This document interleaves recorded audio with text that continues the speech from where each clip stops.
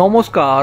অনেকে বলছেন এর আগে অমিত শাহ বিজেপির সর্বভারতীয় সভাপতি থাকাকালীন বিজেপি ভালো সাফল্য পেয়েছিল। সেই দিক থেকে বিচার করলে জেপি নাড্ডা বিজেপির সর্বভারতীয় সভাপতি থাকাকালীন বিজেপি সেইভাবে সাফল্য পায়নি। তাই অনেক আগেই জেপি নাড্ডাকে সর্বভারতীয় সভাপতি থেকে বিজেপির সরিয়ে দেওয়া উচিত ছিল। আর এবার সর্বভারতীয় বিজেপির সভাপতি বদল নিয়ে যে খবর উঠে আসছে, বিজেপির সর্বভারতীয় সভাপতির লড়াই শুরু হতে চলেছে। মেয়াদ শেষ হয়েছে।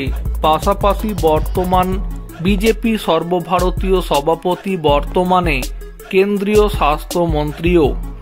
বিজেপির নিয়ম অনুযায়ী একই ব্যক্তি দুটি পদে থাকতে পারেন না, আর সেই কারণে সভাপতি নির্বাচন আসন্ন। ইতিমধ্যে সভাপতি পদের জন্য উঠে এসেছে কয়েকটি নামও।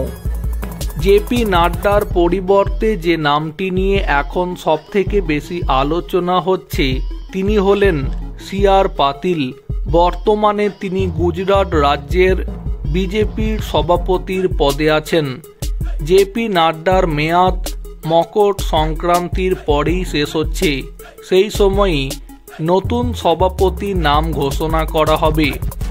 এখন দেখা যাক শেষ পর্যন্ত বিজেপির কেন্দ্রীয় কমিটি কাকে সভাপতির আসনে বসায়।